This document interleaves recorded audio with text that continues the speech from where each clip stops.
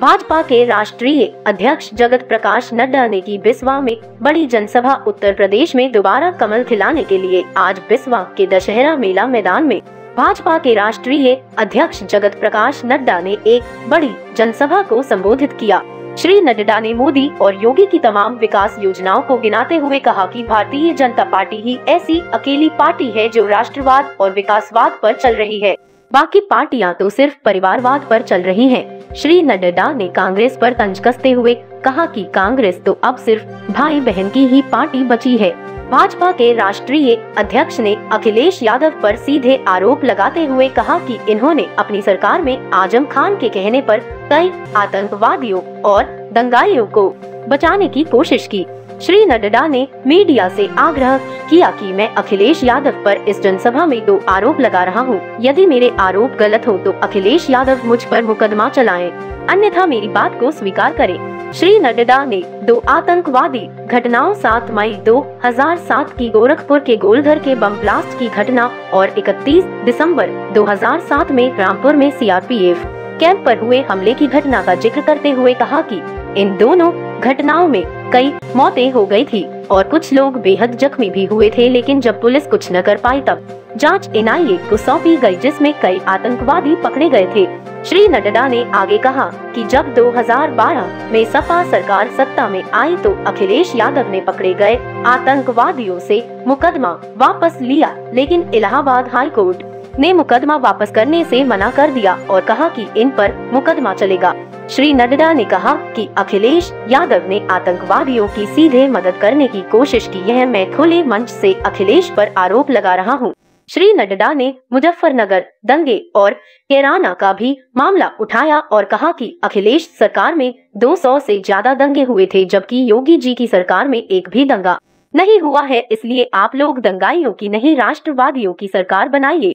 सबसे खास बात यह है कि भाजपा के राष्ट्रीय अध्यक्ष जेपी नड्डा मायावती पर किसी भी तरह का आरोप लगाने से बचते हुए दिखे। जिन 2 घटनाओं का विशेषकर उन्होंने उल्लेख किया वह दोनों घटनाएं 2007 की हैं और 2007 में मायावती की सरकार थी, लेकिन उन्होंने मायावती की सरकार पर या मायावती पर कोई भी आरोप नहीं लगाया, बल्कि उसके बाद वाली सरकार अखिलेश पर सीधे आरोप लगाया। जोश और उत्साह से लबरेज हजारों भाजपा कार्यकर्ताओं के बीच श्री नड्डा ने बिस्वा विधानसभा के भाजपा प्रत्याशी निर्मल वर्मा को जिताने की सभी से अपील की। श्री नड्डा से पहले सीतापुर के सांसद राजेश वर्मा, प्रत्याशी निर्मल वर्मा, पूर्व एमएलसी भरत त्रिपाठी, पूर्व विधायक अजित कुमार मेहरोत्रा, महेंद्र सिंह यादव, चेयरपर्सन सीमा जैन, समाज सेवी डॉक्टर केजी मिश्रा तथा लखनऊ कैंट के भाजपा विधायक सुरेश तिवारी सहित कई लोगों ने जनसभा को संबोधित किया। कार्यक्रम का बहुत ही सफल संचालन भाजपा के जिला उपाध्यक्ष विश्राम सागर राठौर ने किया और आभार जिला अध्यक्ष अचिन मेहरोत्रा ने प्रकट किया। आशुतोष वर्मा की रिपोर्ट, सीतापुर। में बेईमानी है और वो किस तरीके से उत्तर प्रदेश चला रहे थे इसका जीता जागता नमूना है। मैं घटना बताता हूं आपको। 7 मई 2007 गोरखपुर में गोलघर में सीरियल और बम ब्लास्ट हुआ था।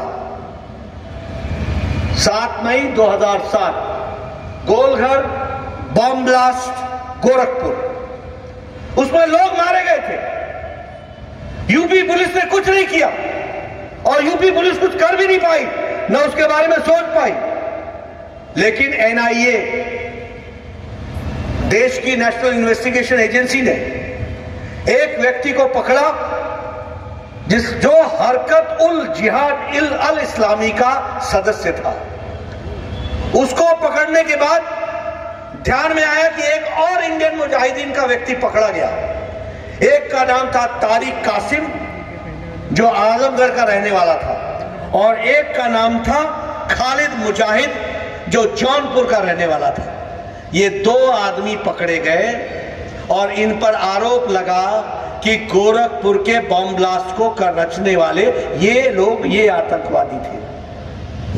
आपको जानकर के आश्चर्य होगा कि अखिलेश जी जब मुख्यमंत्री बने तो आजम खान के कहने पर उन्होंने इन दोनों के खिलाफ मुकदमा वापस ले लिया।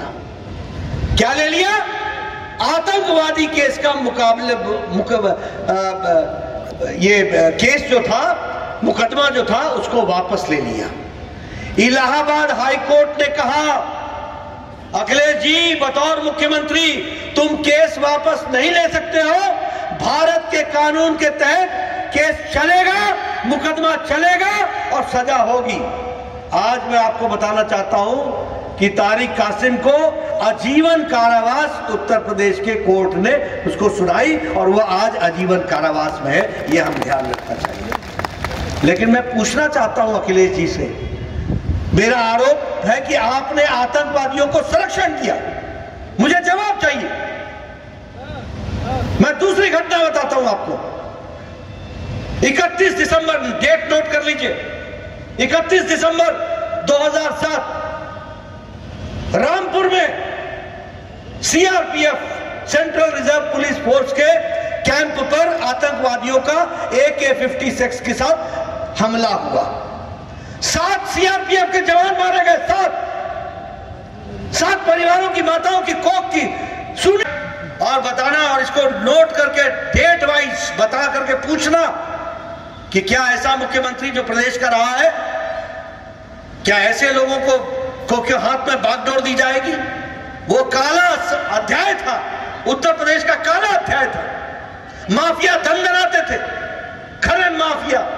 आजकल ये लोग या तो जेल में है या बेल पर है, और आधे से ज्यादा तो उत्तर प्रदेश के बाहर हैं, बेरोजगार हो गए हैं। आजकल अखिलेश के साथ घूम रहे हैं रोजगार, और देखिए इनकी भाषा, बताइए आजकल ये भाषा का इस्तेमाल करते हैं कि नहीं? 10 तारीख का इंतजार करो, 10 तारीख का इंतजार करो। मतलब अभी रोटी पकी नहीं, खाने वाले पहले तैयार हो गए और धमकी देने वाले पहले तैयार हो गए। क्या ऐसे लोगों को बागडोर दोगे? आज एक नेता जिसको वोट डालना था, मतदान का प्रयोग करना था, उसने अपने मतदान का प्रयोग ही नहीं किया। ये परिवारवाद की ठसक है, ठसक, घमंड। और ऐसे लोगों को प्रजातंत्र की हनक जवाब देती है, ऐसे लोगों को जवाब देती है, ये आपको याद रखना चाहिए।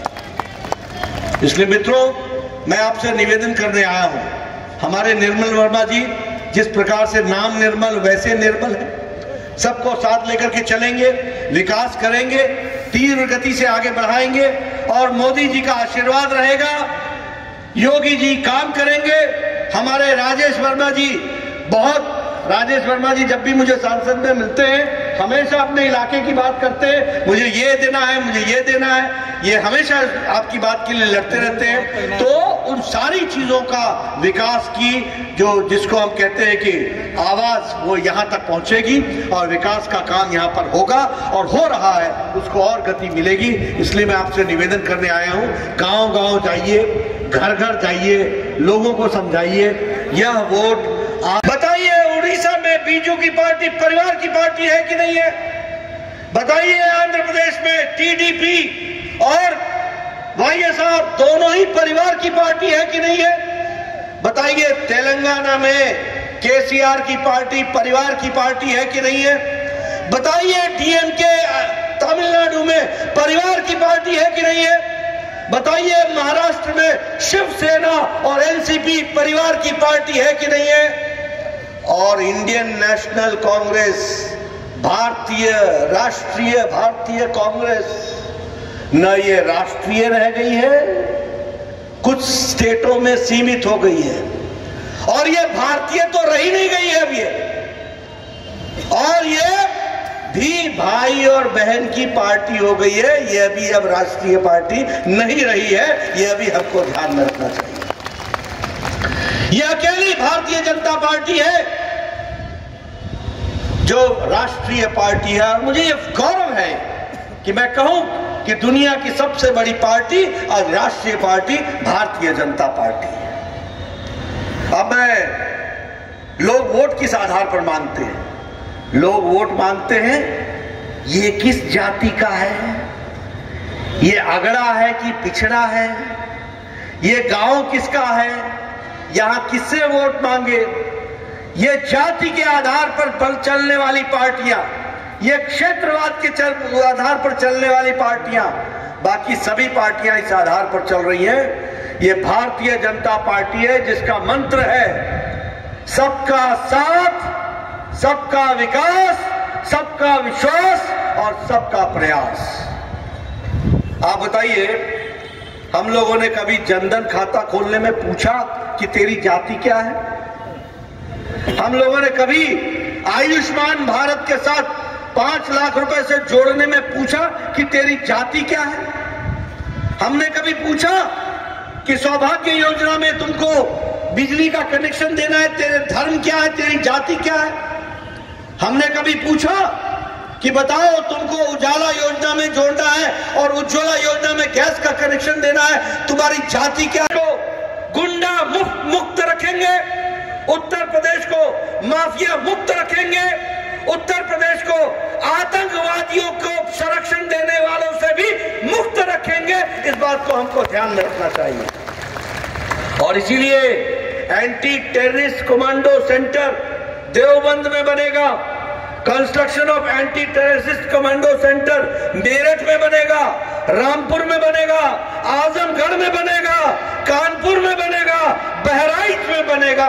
ये कमांडो एंटी टेररिस्ट सेंटर्स, ये सेंटर होंगे जो उत्तर प्रदेश के एक एक नागरिक को भय मुक्त रखेंगे और आजादी से जीने के साथ साथ अपने विकास के काम को आगे बढ़ाएंगे। ये हमारा संकल्प है जिसको हम आगे बढ़ाना चाहते हैं। मित्रों, आज योगी जी ने 5 साल के अंदर, हम 8वें और 9वें नंबर पर खड़े थे, 5 साल के अंदर उत्तर प्रदेश के आर्थिक जगत में दूसरे नंबर पर ला करके खड़ा कर दिया है।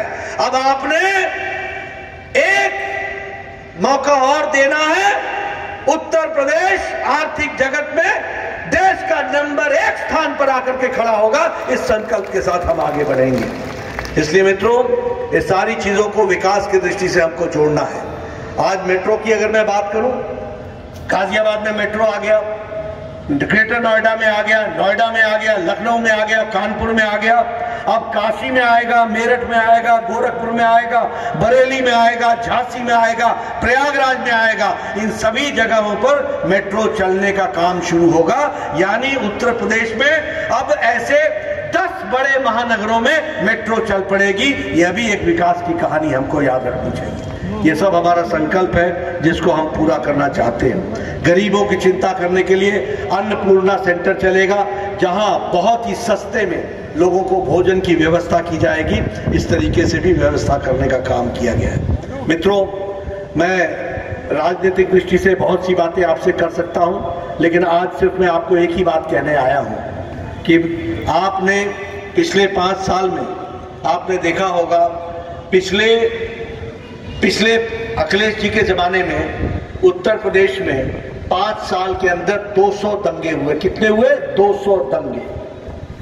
और पिछले 5 साल में यूपी में योगी जी की सरकार में मोदी जी के आशीर्वाद से एक भी दंगा नहीं हुआ।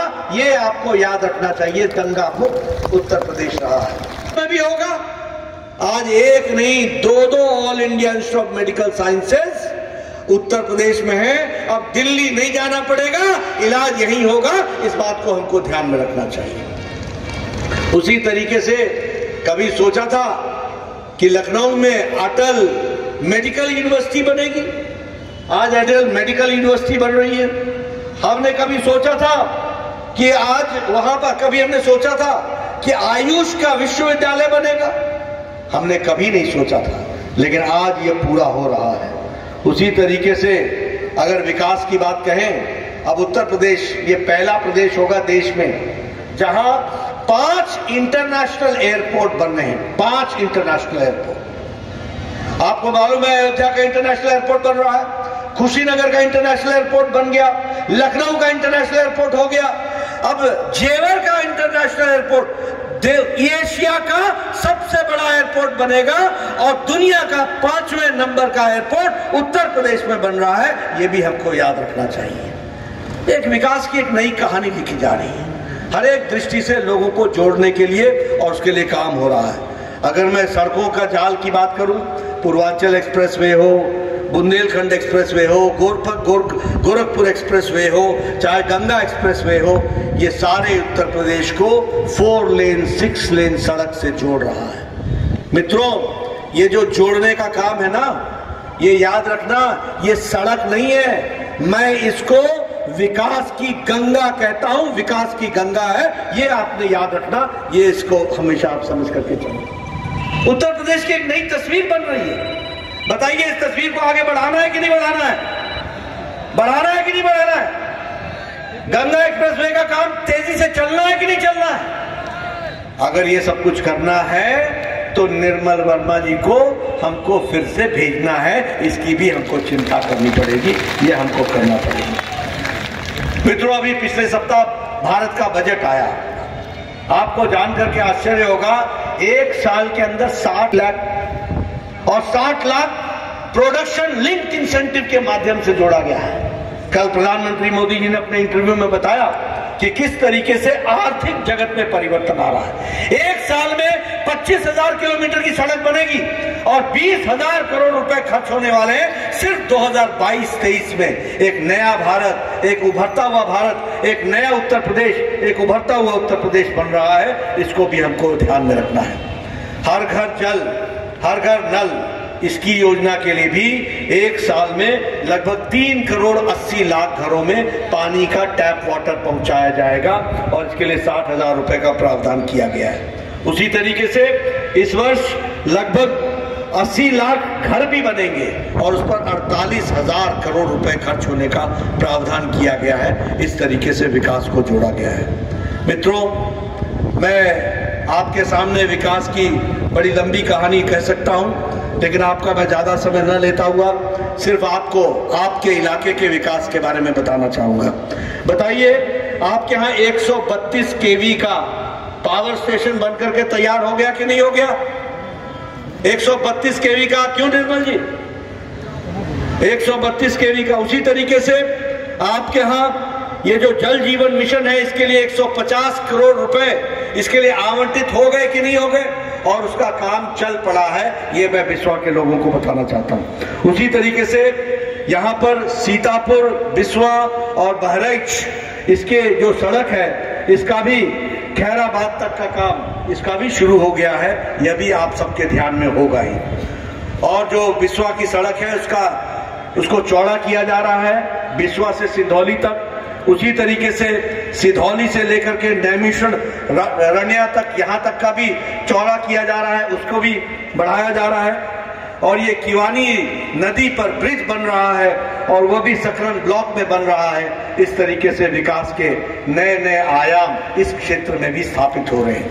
मुझे खुशी है, पूर्व स्वास्थ्य मंत्री रहा हूं, जुड़ी हुई पार्टी, विचारों के साथ जुड़ी हुई पार्टी, और मैं तो राष्ट्रीय अध्यक्ष के नाते बड़े फख्र के साथ कहता हूं कि अब राष्ट्रीय पार्टी भी अकेली भारतीय जनता पार्टी रह गई है।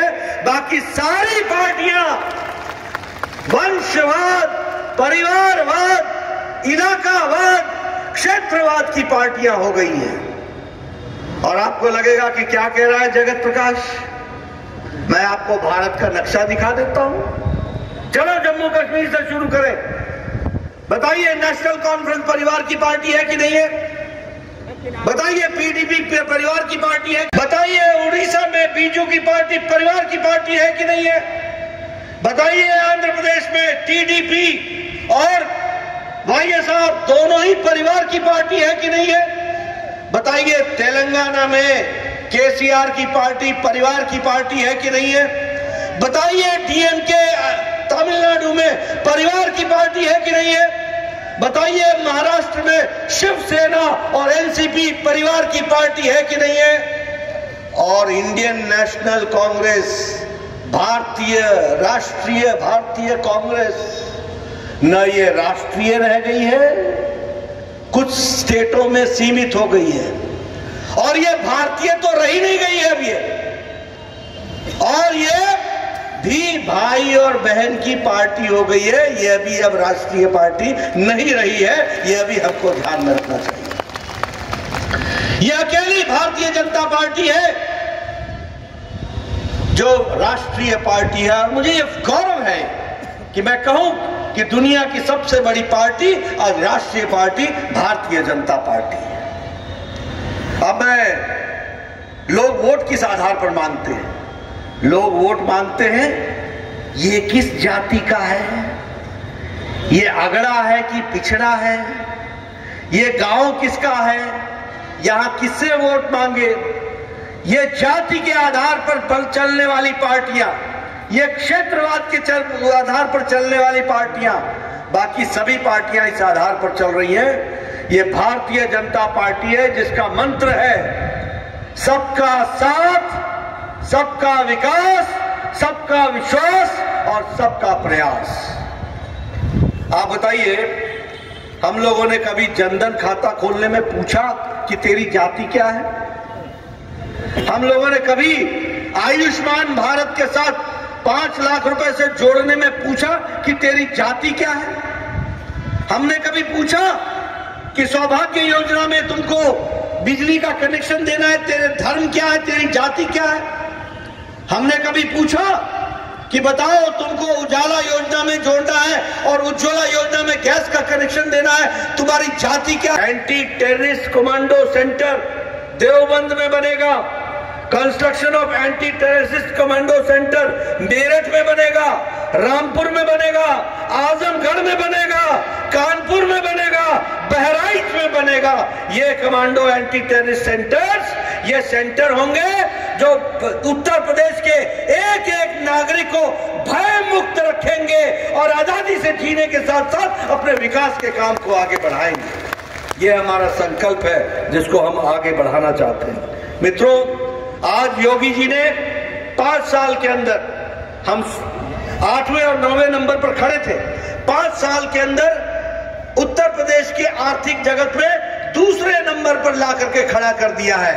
अब आपने एक मौका और देना है, उत्तर प्रदेश आर्थिक जगत में देश का नंबर 1 स्थान पर आकर के खड़ा होगा। इस संकल्प के साथ हम आगे बढ़ेंगे। इसलिए मित्रों, ये सारी चीजों को विकास की दृष्टि से हमको जोड़ना है।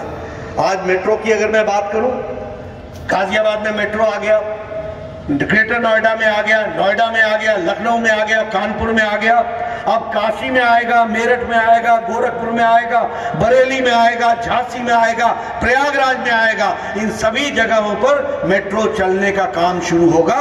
यानी उत्तर प्रदेश में अब ऐसे 10 बड़े महानगरों में मेट्रो चल पड़ेगी। यह भी एक विकास की कहानी हमको याद रखनी चाहिए। ये सब हमारा संकल्प है जिसको हम पूरा करना चाहते हैं। गरीबों की चिंता करने के लिए अन्नपूर्णा सेंटर चलेगा, जहां बहुत ही सस्ते में लोगों को भोजन की व्यवस्था की जाएगी। इस तरीके से भी व्यवस्था करने का काम किया गया है। मित्रों, मैं राजनीतिक दृष्टि से बहुत सी बातें आपसे कर सकता हूं, लेकिन आज सिर्फ मैं आपको एक ही बात कहने आया हूं कि आपने पिछले 5 साल में आपने देखा होगा, पिछले अखिलेश जी के जमाने में उत्तर प्रदेश में 5 साल के अंदर 200 दंगे हुए। कितने हुए? 200 दंगे। और पिछले 5 साल में यूपी में योगी जी की सरकार में मोदी जी के आशीर्वाद से एक भी दंगा नहीं हुआ। ये आपको याद रखना चाहिए। दंगा मुक्त उत्तर प्रदेश रहा है।